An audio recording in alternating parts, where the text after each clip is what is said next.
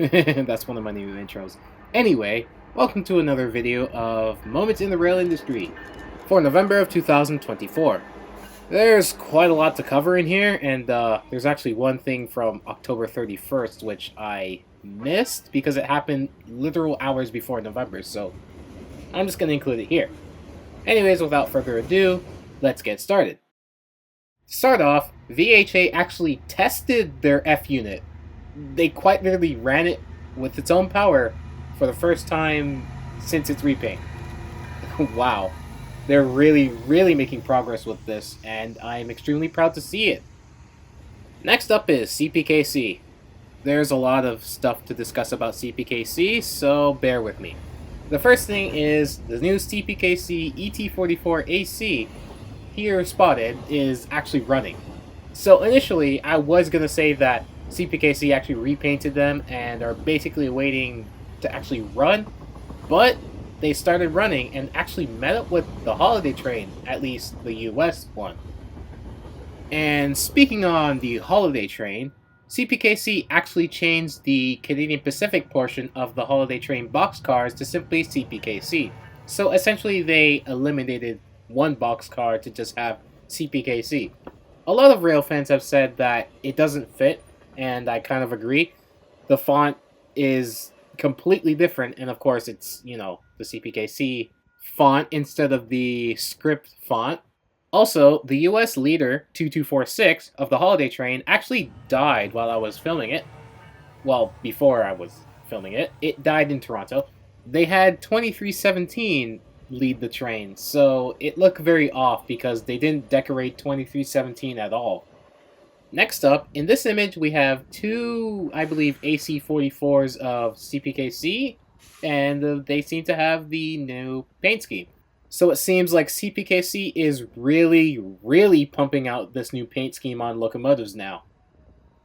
My second last point on CPKC is they now released, what is this? It looks like the CAL unit that they had, or the 3/4 CAL unit, except it's now former SD40. Oh no. Oh boy, they're really pushing forward with the hydrogen locomotives, and of course making them look as hideous as possible. I don't know, man. What do you guys think?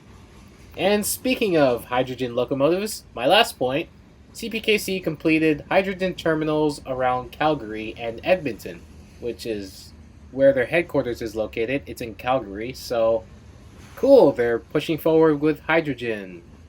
Go CPKC. I don't know, what do you guys think about hydrogen locomotives in general?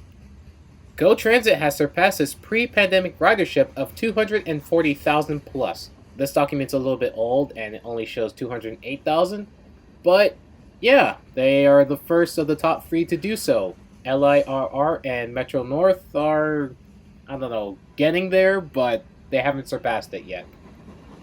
I have made a video on this topic specifically, a relatively short one, but since no one seems to really watch my other content, I'm kidding, I decided to talk about it here. And mind you, this is allegedly with worse service, so kudos to GO Transit. M.I.T.R.I has officially made a veterans unit. Oh wow, looks pretty cool. Oh wow, I'm a little impressed here. They even put the bald eagle on the front, along with some other things that I haven't seen on other veterans units. I really like this thing. EXO officially got its first charger locomotive. This designation of EC42, which I don't really think it's any different from the ALC-42. Yay. The chargers are going everywhere now. That's one of 3 commuter railroads in Canada that has the chargers now.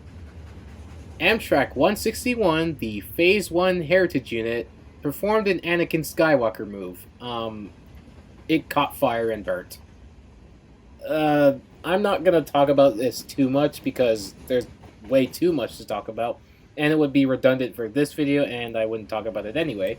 But apparently, the fire spread to the back of a Charger 308. Anyways, in conclusion of this, 161's not getting repaired.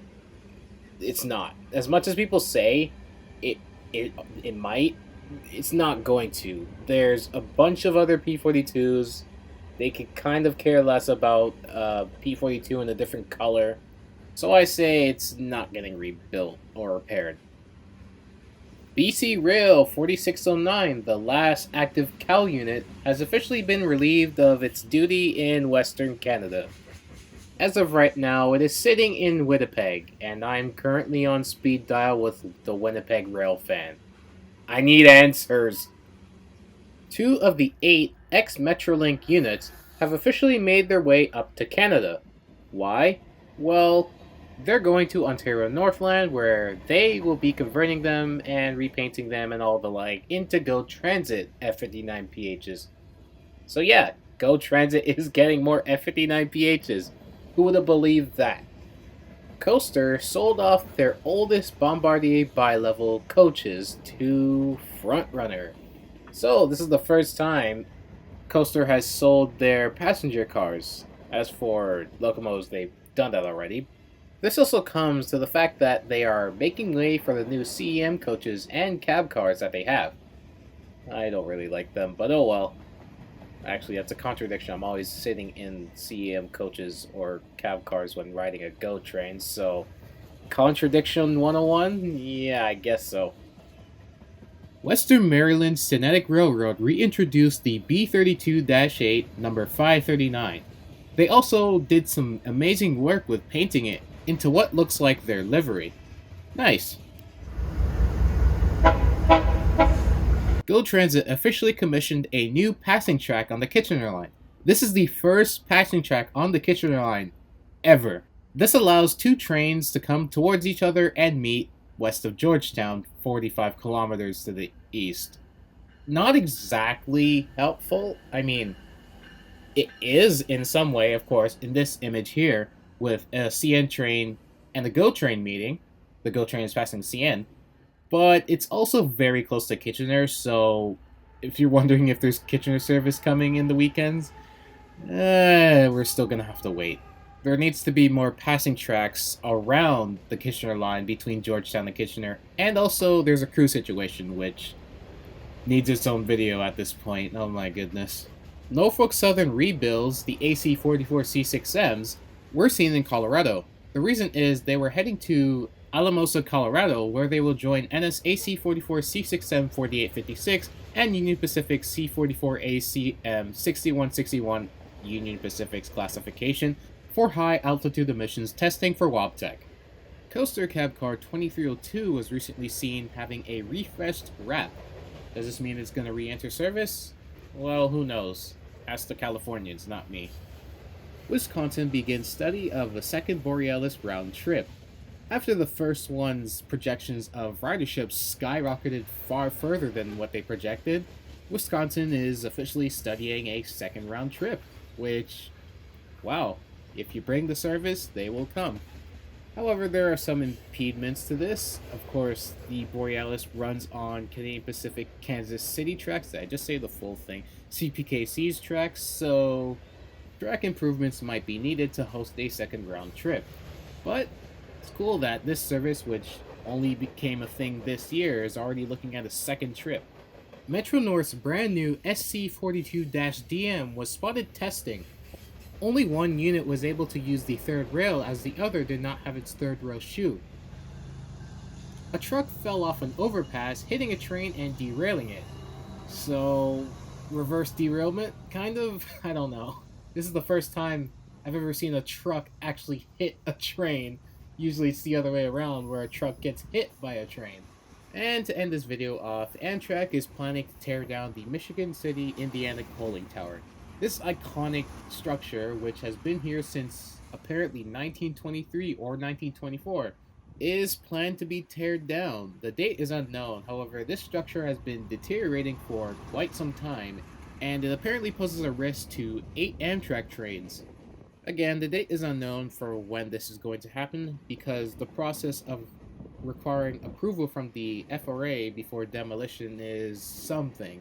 So if you're near this area or want to catch this iconic structure with a train, well, you better do so now, because in probably a year it's gone.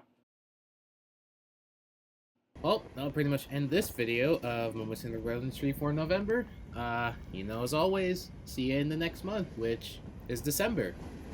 And now I'm currently contemplating on how fast this year has been. That will be for something else. Anyways, see ya.